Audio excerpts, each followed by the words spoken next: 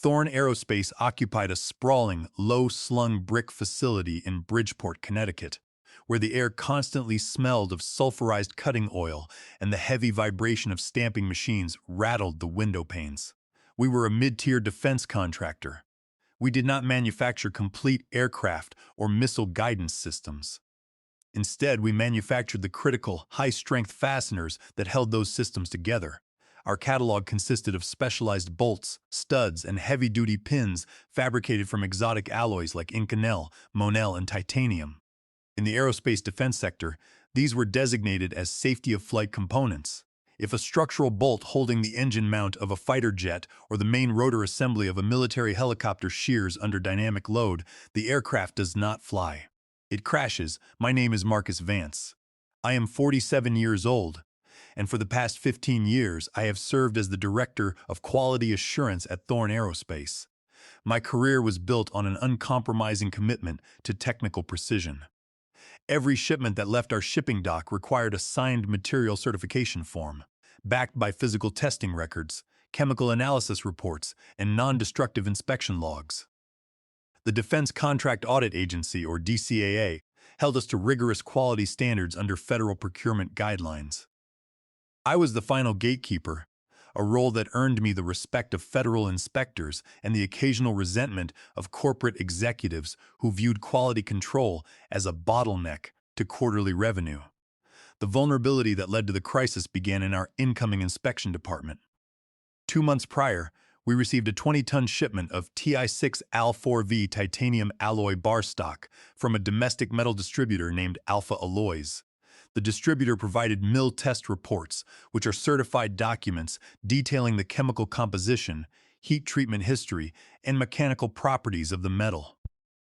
According to the paperwork, the titanium had been double vacuum arc remelted and fully annealed, showing a tensile strength of 130,000 pounds per square inch. Under our standard operating procedures, we verified the paperwork, ran a chemical assay using a handheld X-ray fluorescence analyzer, and performed a Rockwell C hardness test on sample cross-sections. The chemical composition was correct, and the hardness was within the acceptable range of 36 to 38. Rockwell C. Because we did not have the capability to run time-consuming destructive cyclic fatigue tests on every incoming raw metal bar, we accepted the shipment and released the titanium to the machining division. We trusted the distributor's certified mill report. That was our first mistake, and it was a mistake that Thorn's management would later exploit. By the middle of June, the machining division had completed the production of batch 88 Delta. This was a critical run of 12,000 high-tensile rotor hub retention bolts for the Navy's fleet of Sikorsky MH-60 Seahawk helicopters. The contract was a major milestone, valued at $3.2 million, and was part of a larger $35 million logistics contract with the Department of Defense. The delivery deadline to the Navy's depot in Norfolk, Virginia, was set for Friday, June 30th. If we missed the deadline, the contract contained a liquidated damages clause penalizing Thorn Aerospace $50,000 for every day the shipment was late. More importantly, it was the final week of the fiscal quarter, and Bradley Thorn, our Vice President of Operations, needed to bill this shipment to meet the revenue targets required for his promotion to Chief Operating Officer. On Tuesday morning, 3 days before the shipping deadline, Sarah Lynn, our senior materials testing technician, called my office phone. Sarah had run the destructive testing lab for 8 years. She was a meticulous metallurgist who rarely raised her voice. "Marcus, you need to come down to the lab," Sarah said. "I have got a failure on the MTS landmark." I grabbed my safety glasses and walked down the concrete corridor to the testing lab. The lab was dominated by a massive, dual-column MTS landmark servo-hydraulic test system. The machine was capable of applying 50,000 pounds of dynamic force to material specimens, simulating the extreme cyclic loads experienced by aircraft components during high-G maneuvers. Sarah was standing in front of the workstation, which was running the MTS Test Suite controller software. Inside the protective chamber of the load frame, a machined titanium test bolt from batch 88 Delta was clamped securely between hydraulic grips. The bolt had sheared clean in half at the thread run out. "What failed?" I asked. leaning over her shoulder to inspect the monitor. The specification requires these bolts to survive 50,000 cycles of tension-tension fatigue at a maximum load of 12,000 pounds, Sarah explained. That simulates the operational flight life of the rotor hub under heavy maneuvers. This is specimen 3 from the random lot sample. The first 2 failed. I thought we had an alignment error, so I recalibrated the load cell and ran this third specimen. Look at the cycle count. I looked at the digital readout. The specimen had fractured at 9,200 cycles. It was a premature fatigue failure, occurring at less than 20% of the contractually mandated life. I pointed to the fractured face of the specimen inside the chamber. Under the bright LED light of the test chamber, the metal showed a coarse, crystalline structure instead of the fine-grained appearance of properly treated titanium. This isn't a machining error, I said. This is a material defect. The microcrack propagation started at the thread root and sheared through the core under cyclic load. The raw bar stock from alpha alloys was never properly annealed. The distributor's mill certification was either falsified or the heat treatment furnace failed during processing. Which means the entire batch of 12,000 bolts is scrap, Sarah said. Yes, I replied. We have to halt production, place the entire inventory of batch 88 Delta in the quarantine cage, and issue a formal non-conformance report. We will have to order new titanium from a different supplier and run the entire manufacturing process again. Before Sarah could respond, Gregory Thorne, the lead engineer for the project, walked into the lab. Gregory was 29 years old, a recent graduate who owed his position entirely to his uncle, Bradley Thorne. He was wearing a tailored suit with no safety glasses, holding a digital tablet. I saw the machine status go to red on the network log, Gregory said, his tone casual but defensive. What is the delay, Marcus? The shipping department has the flatbed scheduled for tomorrow night. The batch failed cyclic fatigue testing. Gregory's, I said, pointing to the fractured titanium specimen. The material structure is too brittle. We are pulling 3 specimen failures under 10,000 cycles. The raw titanium is defective. Gregory stepped up to the monitor and began tapping the screen. It is probably just sensor noise in the load frame cell. The MTS software has a data smoothing filter. If we adjust the transducer calibration and filter out the high-frequency peaks, the calculated fatigue life will look much better. I can write an engineering variance report classifying the initial failures as testing anomalies. You cannot smooth away a physically fractured bolt, Gregory, I said. The metal sheared. The software didn't make a mistake. If we install these bolts on a Navy helicopter, the rotor hub will fail under cyclic flight stresses. I am not signing the material certs. Gregory's face tightened, his casual demeanor disappearing. We are talking about a $3 million contract, Marcus. My uncle has already reported this revenue to the board. We cannot let a minor lab calibration delay the entire shipment. I will write the engineering justification. Just sign the paperwork and let us handle the shipping. I ignored him, turned to Sarah and instructed her to generate the official reject tag. I walked to the warehouse floor, retrieved my heavy brass master key, and wheeled the crates containing the 12,000 finished bolts into the steel chain-link quarantine cage. I locked the gate, attached the physical red non-conformance tag to the padlock, and filed the paperwork in the QA logbook. I knew the battle was not over. By locking that cage, I had just placed myself directly in the path of the company's highest executives. At 3 o'clock that afternoon, the internal paging system summoned me to the executive suite on the 3rd floor. I took off my canvas shop coat, washed the gray industrial dust from my hands, and walked up the carpeted stairs. The quiet air conditioning and polished mahogany paneling of the executive floor felt completely detached from the noisy hydraulic pumps and steel dust of the testing lab below. Bradley Thorne, the vice president of operations, sat behind a wide desk made of dark cherry wood. His nephew Gregory stood by the window, looking out over the employee parking lot. Also present in the room was Clara Jenkins, the director of human resources, who sat quietly in a leather chair with a manila folder in her lap. The presence of HR told me this was not a routine technical review. Marcus, sit down, Bradley said, gesturing to the chair opposite him. His voice was calm and measured, the tone of a senior executive managing a difficult operational issue. We have been reviewing the engineering variance report. Gregory prepared for batch 88 Delta. I want to understand your refusal to sign the quality waiver. The engineering report is a fabrication, Bradley, I said, sitting down. Gregory is proposing that we apply a software filter to hide a physical material failure. The titanium bolts failed cyclic testing at 9,000 cycles. The military specification requires 50,000 cycles. The raw metal is brittle because the supplier failed to heat treat it properly. If we release these bolts, they will fail under flight stresses. Bradley leaned forward, crossing his forearms on the desk. Marcus, let's look at this from a business continuity perspective. If we miss this Friday delivery, the Navy will place Thorn Aerospace on a cure notice. That threatens the entire $35 million multi-year agreement.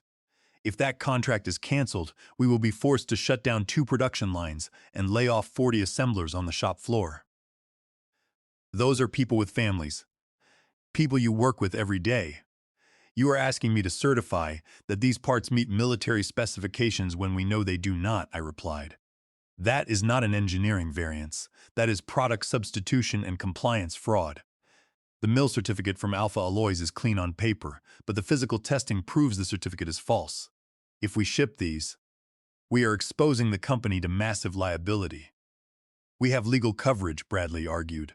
The distributor's certified mill report is our primary legal shield.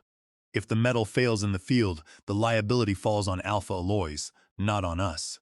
We accepted the raw material based on their documentation. Gregory's engineering analysis shows that under normal flight parameters, the safety factor of the helicopter rotor assembly is more than sufficient to compensate for the lower fatigue threshold. A safety factor is not a license to ship defective parts, I said, and the False Claims Act is clear. If we knowingly present a claim for payment to the government for goods that do not meet the contract specifications, the company and the individuals involved are criminally and civilly liable. The legal shield disappears the moment we sign a quality certification knowing the physical test failed. Bradley's expression remained neutral, but his voice cooled. I understand you have been concerned about the upcoming changes to the company retirement structure and your vesting schedule. We are currently restructuring the compensation packages for our senior staff. If you help us resolve this bottleneck by signing the engineering variance and releasing the batch, the board is prepared to reclassify your role. You would be promoted to Director of Global Quality Compliance, which includes a salary adjustment and the immediate vesting of $40,000 in corporate stock options. We want to reward people who solve problems, Marcus, not people who create them. It was a corporate bribe, framed as a performance incentive. If I signed the document, I would secure my financial future at the cost of certifying defective hardware that could kill Navy crew members. I looked at Bradley, then at Gregory, who was watching me with a smug smile. My answer is still no, I said. I will not sign the waiver. I will not authorize the release of Batch 88 Delta. The parts must remain in the quarantine cage until we secure a new lot of certified titanium. Bradley sighed, then looked at Clara Jenkins. Clara, please proceed, he said. Clara stood up and handed me a document from her folder. Marcus Vance, she read in a flat bureaucratic voice. This is a formal notice of termination of employment, effective immediately. The company is terminating your services for cause, specifically for insubordination, refusal to perform duties, and actively disrupting critical company operations. Because this is a termination for cause, you are not eligible for severance pay, and all unvested stock options are immediately canceled. 2 uniformed security guards, whom I had not seen waiting in the hallway, stepped into the office. Mr. Vance, please hand over your company identification badge, company keys, and company-issued mobile phone, Clara said. I took the brass key ring, including the master key to the quarantine cage, from my pocket and placed it on the desk. I unclipped my company ID card and placed it next to the keys. Finally, I laid the company-issued phone on the cherry wood desk. Security will escort you to the lobby, Clara continued. You are not permitted to return to your office or the production floor. Any personal items left in your office will be packed by HR and mailed to your home address. I stood up. I did not argue, and I did not raise my voice. I looked at Bradley Thorne. You can delete the test data on the server, Bradley, but you cannot change the physical properties of that metal. You are shipping a failure." Bradley did not look up from his desk. "Escort him out," he told the guards. The guards walked on either side of me as we descended the stairs and crossed the lobby. Employees I had worked with for 15 years looked away as I passed. I was walked out of the front doors and into the parking lot. I got into my car and sat behind the steering wheel. I pulled out my personal mobile phone to call my wife. As I opened the screen, the display flickered, and a corporate notice appeared. "Your organization has removed the work profile from this device." Within seconds, my personal phone began a remote synchronization process. Because I had installed the company's mobile device management profile to access my work calendar, the company's IT department had triggered a wipe command. My personal contacts, my personal emails, and my calendar entries vanished, leaving the phone completely blank. I was cut off, unemployed, and stripped of my professional identity. But as I drove out of the parking lot, I realized that Bradley and Gregory had made a critical assumption. They assumed that because they had taken my keys and wiped my devices, they had erased all the evidence. They did not know about Sarah Lynn, and they did not know about the raw data logs stored on the machine controller. I sat in my car in the far corner of the parking lot, staring at the brick facade of the Thorn Aerospace building. The adrenaline was fading, replaced by a cold, hollow realization. 15 years of meticulous work, of protecting the lives of young men and women in uniform, ended by a corrupt executive and his incompetent nephew. I knew exactly what would happen next. Gregory would bypass the quarantine, sign the quality certificates himself, and ship those defective titanium fasteners to the Navy depot. The billing invoice would go out. Bradley would get his promotion, and somewhere in the Atlantic or the Pacific, a Seahawk helicopter would suffer a catastrophic rotor failure. I drove home in silence. When I got to my house in Milford, I went straight to my study. I needed to document everything while it was fresh, but my personal computer had none of my work files. I had no access to the server, no copies of the test results, and no proof of the bribe Bradley had offered me. It was my word against a multi-million-dollar defense contractor. At 7 o'clock that evening, my personal cell phone rang. It was an unrecognized number. I answered it, and Sarah Lynn's voice came through the speaker. She was calling from a prepaid phone. "Marcus." "I quit," she said, her voice shaking slightly but holding a firm resolve. 10 minutes after security escorted you out of the building, Gregory came down to the testing lab with 2 corporate IT technicians. They told me they were performing a routine network upgrade and began searching the local workstation. Gregory demanded that I sign the materials certificates for Batch 88 Delta. He told me that if I signed, I would be promoted to lead materials analyst. If I refused, he said I would be fired for the same insubordination they used on you. "What did you do?" I asked. "I refused," Sarah said. I typed out a formal resignation letter, printed it, and walked out. But before I handed my badge to the gate guard, I did something else.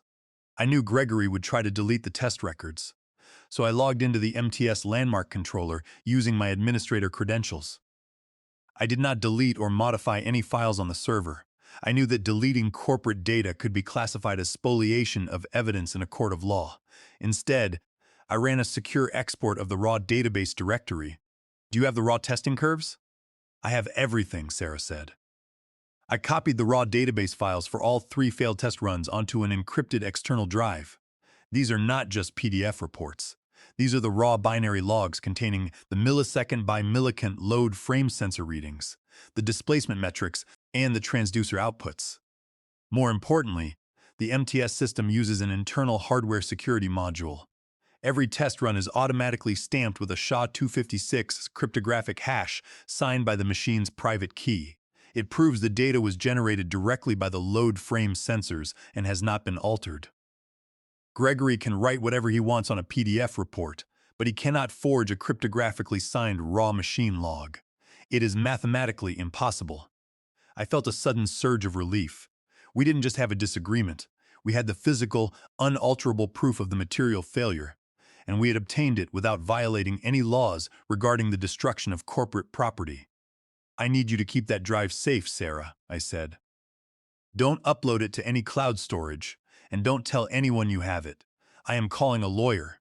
The next day, I held a video consultation with Thomas Miller, a senior partner at a law firm in Washington, D.C. that specialized in federal procurement fraud and qui-tam litigation. I had sent him a detailed chronological summary of the events, including the contract specifications and the metallurgy reports. Thomas leaned back in his chair, adjusting his glasses as he reviewed my notes. Marcus, what you are describing is a classic case of product substitution under the False Claims Act, he said. The statute, which dates back to the Civil War, allows private citizens to file lawsuits on behalf of the federal government against contractors who defraud the military. If the government recovers funds, the whistleblower is entitled to a percentage of the recovery. What about the non-disclosure agreement I signed? I asked. Thorn Aerospace has an aggressive legal team. The moment they realize we have the raw testing logs, they will sue us for theft of trade secrets and proprietary data. Thomas shook his head. You are protected under the Defend Trade Secrets Act, specifically Section 1833 of Title 18 of the United States Code. The law provides absolute immunity from civil and criminal liability under trade secret laws for any employee who discloses trade secrets solely to an attorney or a government official for the purpose of reporting a suspected violation of the law. As long as we keep this data secure and only disclose it to the Department of Justice and the Department of Defense, Thorn cannot touch you. Can we file the lawsuit today? I asked. Thomas paused, his expression serious. No. Under the False Claims Act, a violation only occurs when a false claim for payment is actually presented to the government. Right now, the defective bolts are still in the factory. If we file the lawsuit today, Thorn's defense lawyers will argue that they were merely evaluating the batch, that the quarantine was an internal matter, and that they had no intention of shipping the parts without further testing. We have to wait. We have to let them ship the defective parts, I asked, shocked. We must wait until they present the invoice, Thomas explained. The False Claims Act requires presentment. Once Thorn ships the bolts and submits the electronic invoice through the wide area workflow portal to the Defense Finance and Accounting Service, the fraud is complete. We need to monitor their shipping activity. Once the invoice is submitted, we will file our complaint under seal. Over the next 3 days, Sarah and I stayed in constant communication. She had a colleague in the shipping department who quietly kept her informed of the warehouse activity. On Thursday evening, a flatbed carrier loaded the wooden crates containing Batch 88 Delta. The bill of lading was signed, and the truck departed for the Naval Depot in Norfolk. On Friday morning, June 30th, the final day of the fiscal quarter, Thorn's accounting department uploaded the electronic invoice for $3,200,000 to the wide area workflow system. By submitting the invoice, Bradley Thorn legally certified that the shipment complied with all terms of the contract, including the mil-spec fatigue testing requirements. The trap had closed. The false claim had been officially presented to the United States government. Thomas Miller's team worked through the weekend, finalizing the qui-tam complaint. We cited the False Claims Act, specifically Title 31, Section 3729 of the United States Code. We detailed the metallurgy of the Ti6Al4V alloy, the failure on the MTS landmark machine, the corporate pressure to forge the testing curves, and my subsequent termination. We attached the cryptographically signed raw machine logs as our primary evidence. On Monday morning, Thomas filed the lawsuit under seal in the United States District Court for the District of Connecticut. At the same time, we submitted a formal whistleblowing report directly to the Department of Defense Inspector General and the DCAA Criminal Investigative Division. The fuse was lit. The automated system was set. Now, we had to wait and see if Thorn Aerospace would actually take the bait and ship those defective bolts to the United States Navy. The months that followed the filing of the lawsuit under seal were the most difficult of my life. The defense contracting industry is a tight-knit community, and word of my sudden termination for insubordination spread quickly. Whenever I applied for a quality assurance role at other aerospace firms in New England, my applications were politely but firmly rejected. I was blacklisted. Our savings began to dwindle, and the psychological toll of the silence was exhausting. Under the rules of a sealed qui-tam lawsuit, I could not tell my friends or former colleagues why I had been fired, nor could I discuss the ongoing federal investigation with anyone except my attorney. To make matters worse, Thorn Aerospace did not go quietly. In late August, a process server delivered a thick packet of legal documents to my home. Thorn's corporate lawyers had filed a civil complaint against Sarah and me in state court, alleging breach of contract, violation of the Computer Fraud and Abuse Act, and theft of proprietary trade secrets. They demanded $10 million in damages and a court order to seize all our personal electronic devices. My heart sank when I read the complaint, but Thomas Miller remained calm. He drafted a motion to dismiss, citing our federal whistleblower immunity under the Defend Trade Secrets Act. He also sent a stern letter to Thorn's counsel, warning them that filing a retaliatory lawsuit against a protected federal whistleblower constituted a separate violation of the False Claims Act and could be interpreted as obstruction of justice by the Department of Justice. The threat of federal intervention forced Thorn's lawyers to put their lawsuit on hold. But the anxiety remained. Meanwhile, the federal government was quietly validating our evidence. The Department of Justice had assigned a forensic auditor from the DCAA and a special agent from the Defense Criminal Investigative Service, or DCIS, to the case. They verified the cryptographic signatures on the raw MTS database files Sarah had provided, proving the tests had indeed been run on our specific machine and that the titanium had failed prematurely. In October, the DCIS coordinator contacted the Navy's logistics depot in Norfolk. A team of military quality inspectors quietly quarantined the crates of Batch 88 Delta before the bolts could be distributed to maintenance depots. They selected 10 random fasteners from the shipment and sent them to the Naval Air Warfare Center in Patuxent River, Maryland, for independent testing. The Navy's tests confirmed our findings. Under cyclic load, the sample bolts failed at an average of 9,400 cycles, showing the exact same brittle micro-cracking at the thread roots. The government now had physical, irrefutable proof that Thorn Aerospace had delivered defective safety-of-flight components and submitted a false certification to obtain the $3.2 million payment. The silent phase ended abruptly on a cold Tuesday morning in November. At 6 a.m., a convoy of black federal vehicles arrived at the Thorn Aerospace facility in Bridgeport.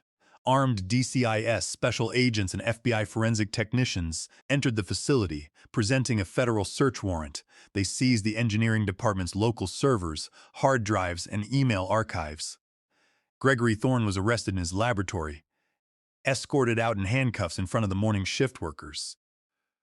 Bradley Thorn was arrested at his residence in Greenwich and charged with conspiracy, major fraud against the United States under Section 1031 of Title 18 of the United States Code, and making false statements to a government agency.